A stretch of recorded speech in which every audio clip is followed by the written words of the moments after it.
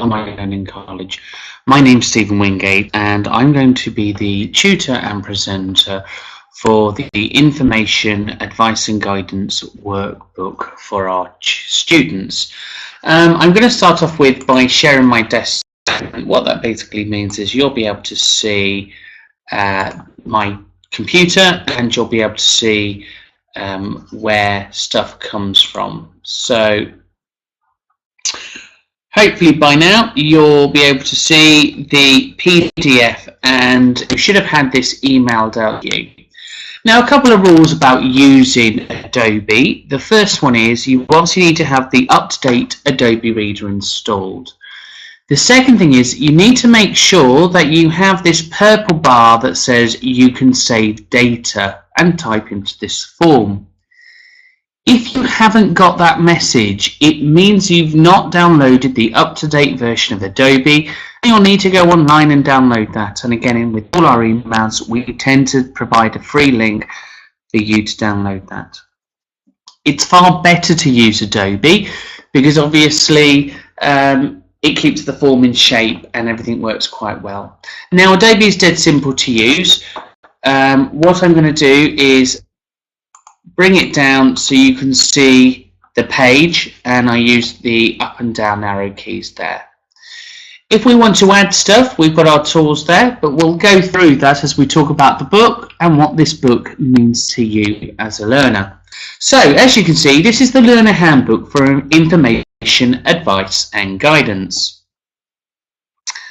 And what we start off with really is, we'll make it a little bit bigger so you can see that. Education has a team of qualified career education, information, advice and guidance staff, and we're all fully trained in providing impartial, free advice around advice and guidance. What that means is we can give you advice and guidance and support, be it in a one-to-one session, via email or via telephone. I'm not going to read this through because obviously you've got a copy of this and you can read it. There are different ways of gaining advice and guidance and different things we'll talk about, and obviously one of them is about further or higher education and the other about career planning. We want to make sure that you're on a course with us, it actually has some purpose and value, and that the taxpayers' money is obviously being used to support and enhance your life rather than just adding to a list of qualifications that you don't need.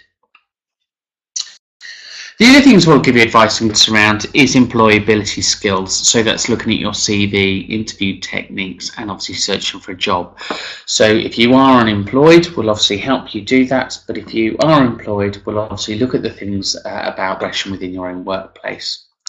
The other thing that you need to look at is about different ways of providing you support. And that could be via one-to-one, metric testing, email, and telephone. Again, through our psychometric testing, if you think back to the Learner Handbook, we ask you to do your learner stars, we ask you to do time evaluations, we ask you to complete other different types of evaluation.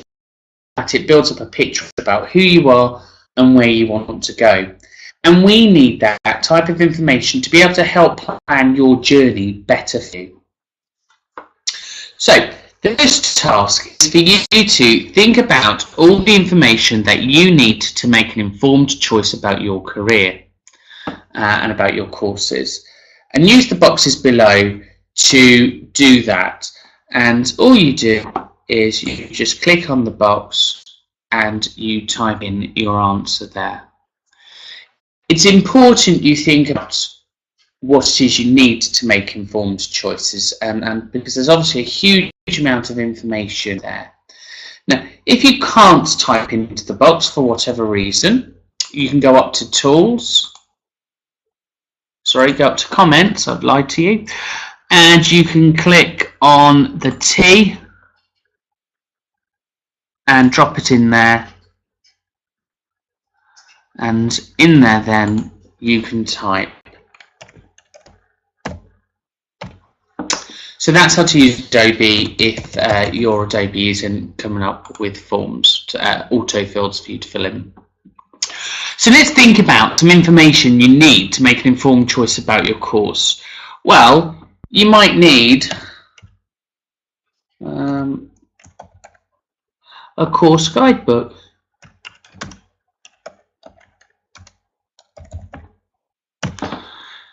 You may need product sheets. You may want to look at the websites.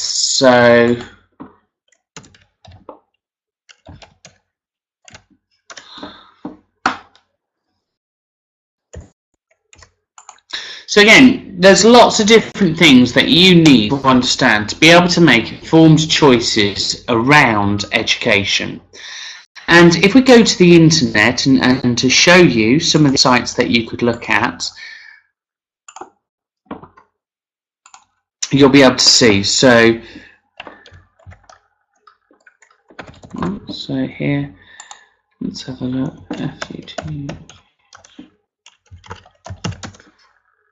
So future awards and qualifications. Again, you can see on the screen you've got about their apprenticeships or other qualifications. And again, if you just click on there, you'll see it brings up a whole page around different qualifications. And for example, if you're in health and social care, you can click on the health, public services and care, health and social care, and here you have lots of courses around that. And if you scroll down, for example, if you're doing the apprenticeship, you can see here you've got a qualification specification. Well, the qualification specification, which is this one, basically tells you as a learner all the things you need to know about this course. So what the centre needs to do to be able to comply, application information about what the qualification is, how many bits it's got, how long it's going to take to complete, what the rules of combinations are, and then the units that you'll need to take, and then what skill levels, language, grading, and opportunities for progression, and obviously pre-course stuff. It looks about interviewing procedures, make sure you're the right learner, to management systems, to uploading you, and then obviously the assessment methods for the tutor, how to assess you, and then finally staffing for that qualification. So you can see that there's a huge amount of information there about whether or not this is the right course for you. So you can have a read of that and obviously be responsible for what you're doing there.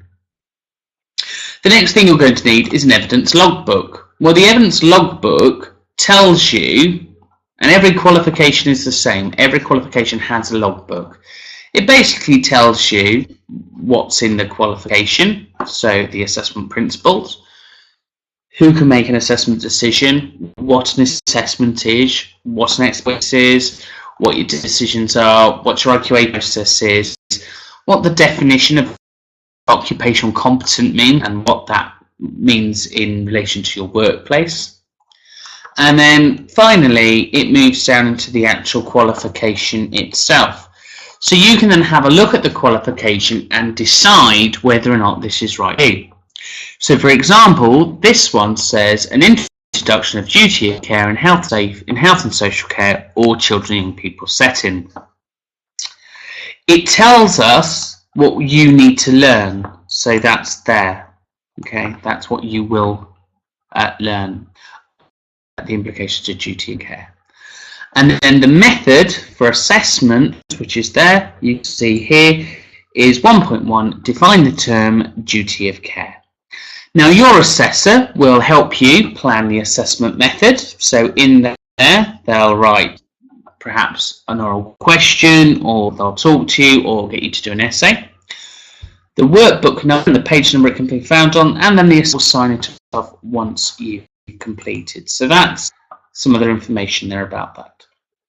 There's a product sheet, and a product sheet basically gives you an overview of the course, so you can make the right decision about the course, about the qualification there, what you're going to cover, the levels, the types, the product codes, the qualification accreditation numbers, how many hours it's going to take for you to achieve that award, how things are marked, etc. So again, quite a lot of information there for you to be able to make an informed decision. Funded information, it gives you some advice and guidance if it's funded. You've got the Register of Regulated Qualifications, so that takes you to Ofqual, so you can check that the qualification is real. And then you've got some sector scale information there. So you can see, to make an informed choice about a course, you need to be given a lot of information up front that you should know. And as a learner, it's not unfair for us to say, do you know what's in your course? How many titles has it got? What's the units? What's the credits? What's the level? And if you are passionate about your own learning, you'll obviously make sure you know that information. So that's exercise 1.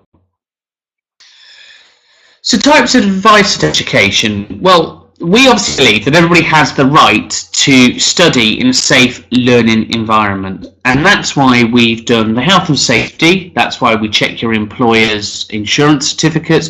And that's why you've conducted your health and safety workbook. We believe you have the right to be respected. Well, that's why you've done your equality and diversity workbook, to understand that that's a two-way process. We believe you have a right to be free from abuse. Well, that's why you've done your safeguarding workbook. You have a right to know what you're doing, when and how. Well, that's why we've given you the Learner Information Handbook and the Learner Handbook. And you have a right to be supported in your next steps. And that's what the book's for. It's about supporting you in your next steps. The problem with providing you with information, advice and guidance is it can seem to be quite overwhelming at the beginning. And there's an awful lot of things that you need to know and need to remember. What's important is that this isn't a race, and it's about quality and not speed. And it's about you retaining the information that you're given. So, bearing that in mind, let's reflect on some of the things that we've already done and covered. So here you can see, you can, let's come off of that one now. Hang on. Okay.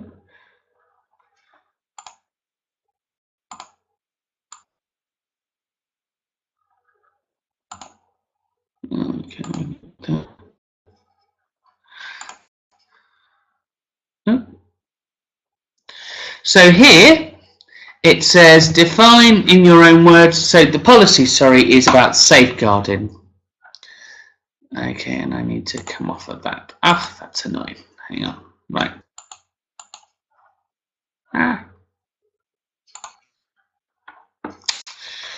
Anyway, I've doodled all over my page. Right, we're off of that now. That's good. So, policy is about safeguarding. So, you've obviously gone online. We've given you the safeguarding workbook. What does that workbook look like, and what does it mean? So, in there, you can obviously type your answer. Again, you can see boxes ready for you to type in. And where can you find it?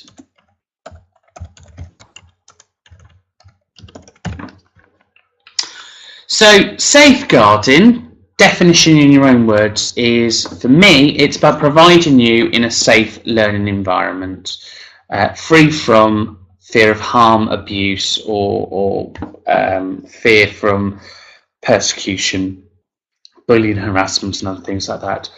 Well, where can you find it? Well, our safeguarding policy is obviously online.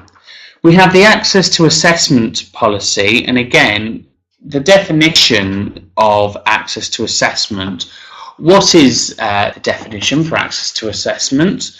And hopefully you're going to come up with things such as providing everybody equal access onto a course. Where can you find it? Again, it'll be on the Education's website and the page. We then have our equality and diversity. What does that mean to you? What's the definitions in your own words? And again, you could be saying things such as equal opportunity or equal access to undertake learning regardless of our culture, age, race, religions, or our protected characteristics. And where can I find that be? Again, it'll be online via our Education's website. Health and safety. Definition in your own word. What is that about? And again, providing a safe learning environment. Where can that be found? same place as all your other policies. Risk assessments. What is a risk assessment? Well, again, hopefully you're going to say things such as identifying hazards and reducing risks. Can that be found? Again, it'll be on our education's website. The Learner Handbook. Why did we make you do the Learner Handbook and put the definition in your own words about the Learner Handbook? Well, for that, it's about providing you with the information about the course and about your learner journey. And where can that be found? Well, that's emailed to you.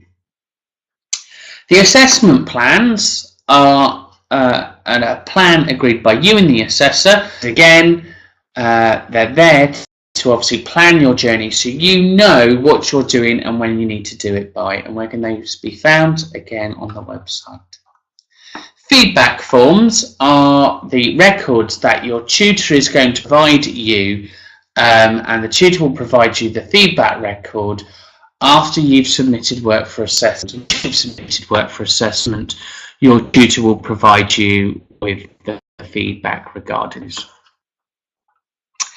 The learner review is, again, a form that's completed every 8 to 12 weeks, and the definition of the learner review is about reviewing your whole program and reviewing where you're at to date. And obviously, those can be found online.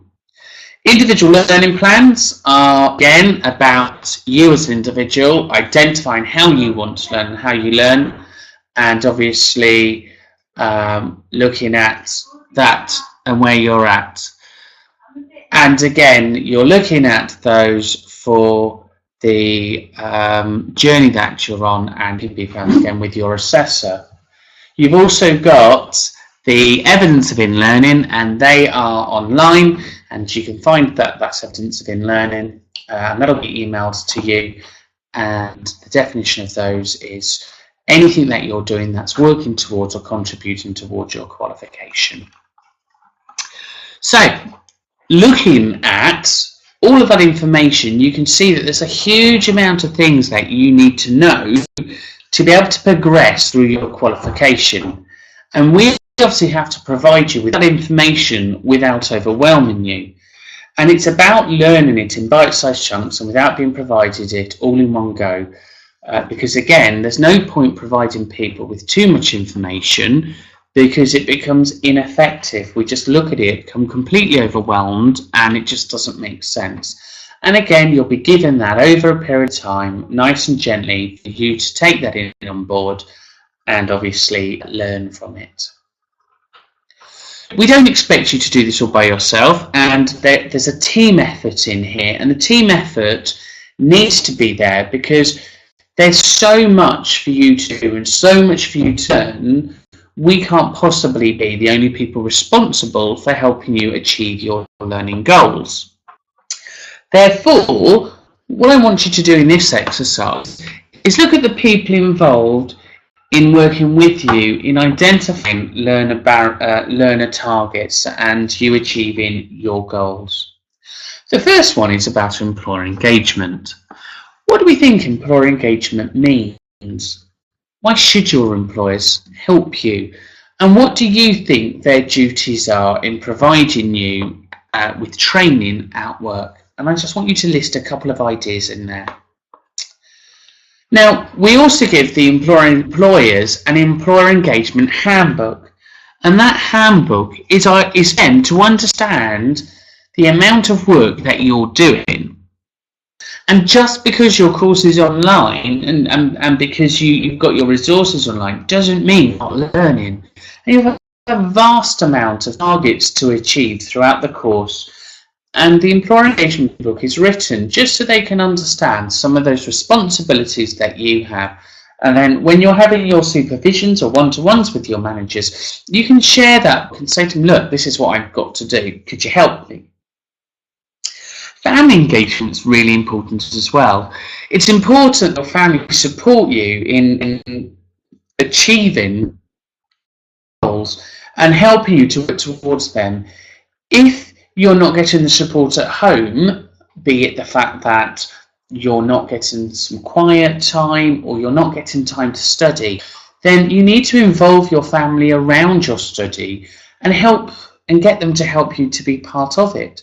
Make it a family activity where maybe people can do a bit of research for you, or you could go to the library and obviously try and get everyone involved within your course. So you've got people to talk to around you that can help you achieve your qualification.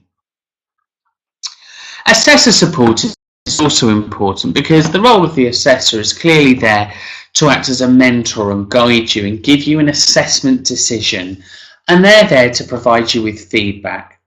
The assessor's role is relatively straightforward. They're there to plan evidence with you, they're there to collect evidence with you, they're there to judge your evidence, and then there to give you feedback, and that's the role of the assessor. The role of the tutor, however, is slightly different. They're there to facilitate learning. That can be done in many different ways. They may facilitate it by asking you to undertake activities and do presentations to show research. They'll provide you with workbooks and handouts and some videos and books.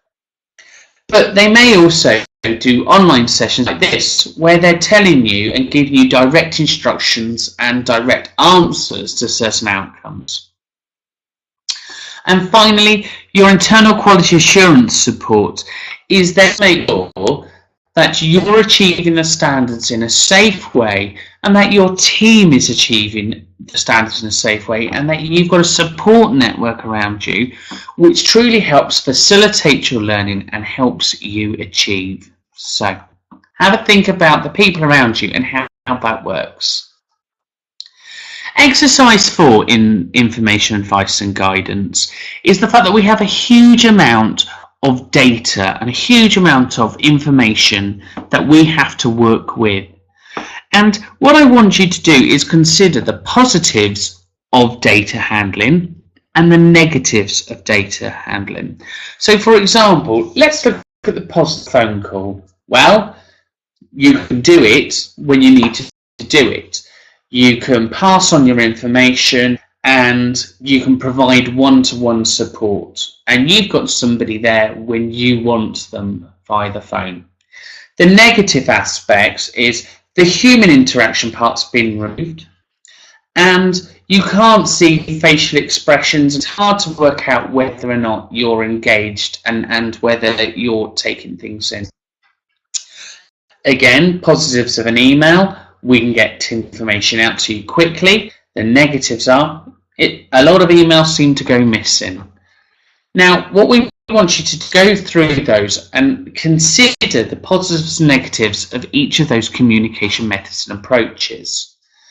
Again, we'll be able to then select the best ways in supporting you, in providing you with information, advice and guidance, and using the ranges that you've picked. So it's important that you understand that task and look at what you need to do within them. So, moving on to the next part, your learning diary. What is a learning diary? Well, a learning diary is when you know how many hours that you need to contribute towards your course. Every course has guided learning within it, and we need to keep a track record of any GLH, guided learning hours. And part of your funding requirement is that we provide you with week targets and you achieve those weekly targets. And they're only small, but they work alongside your course. Equally, if you're working, then what did you learn from work? So what we want you to do is recognise how many hours is in your course. And then further down, you'll have a GLH record, and we'll obviously show you that on this book. So just remember that. Okay. So the next thing, in a nutshell, exercise 5. We've got 3 questions for you. First of all, question 1: list all the support that you have been given to date about the course. Think about the information that you've been provided. So think about the emails you received. Think about the recordings that you've had.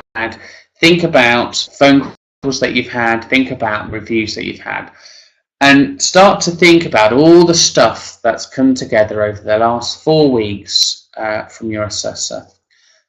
From filling in the form to be provided with the emails, making the phone calls, a huge amount of stuff has taken place in the first 4 weeks of your course. Question 2 is, how will you be supported while you're on the course, and how will you keep motivated? So again, you obviously know we've discussed further up the people involved in the course, and keeping motivated is, who do you think is responsible for helping you to achieve those goals? Question 3 is about moving on. So once you've achieved your course, where is it you want to go? What's the next things you want to do? Once you've achieved everything, you pop your signature in there. So you click to sign, and you can obviously pop a signature in there. You can either type your name, if you've got an electronic signature, you can pop an electronic signature in there. So you can just sign from there. So, your monthly guided learning hours. Now, we need a copy of this once a month, so it's really important you do this. So this month, you would pop your name in there, and you'd pop your date in there. Now here, pop the date, and what did you do? So that might be phone call from assessor. So we had IAG, learner-led, auditor-led, and then how many hours. Then you may have completed workbook 1,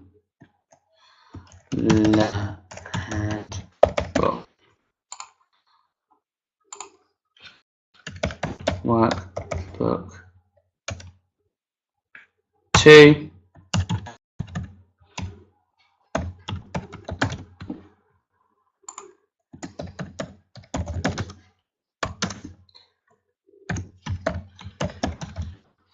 so you can see there you've done quite a lot of stuff within the first month. Every month you need to keep a copy of what you're doing, and your assessor is going to ask for in-learning evidence on a monthly basis, and you need to provide the monthly guided learning hour records, and that's what you're doing. So you can obviously tick that, and then the number of hours it's taken, and again that's how long it's taken you to complete. So the learner, your induction with your assessor is probably about an hour. First learner handbook will take you 2 hours to complete. The safeguarding workbook, 2 hours to complete. Equality workbook, 2 hours to complete. The health and safety workbook 3. Sorry, workbook 4.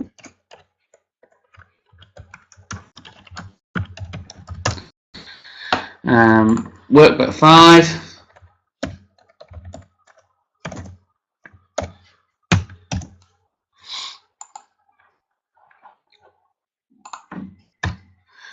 And then in there, any other phone support that you've had or emails. So again, you can see the stuff that you've been doing. And it just keeps a nice table. And here, you've got a signature and you can just click there. And you just keep going on that sheet. Okay, so that's your GLH sheet. Done this and you've done your induction. It's useful for us to have the evaluation form. So we'll complete this at the end of the 4 weeks. And obviously how it's on and how you rate us. And at the bottom we've given you some answers to think about. So that's your learner handbook for information, advice and guidance. I hope you found that session to be of benefit. I'm aware there's quite a lot in there that we've covered. And again, I know it's another work, however, it's a far easier way of working, which is in bite-sized chunks. So thanks for watching this session. If you have any concerns, then by all means, you can call me at stephen@educations.co.uk, and I will always pass that on to your assessor or tutor with support. So thanks for watching, and come back soon.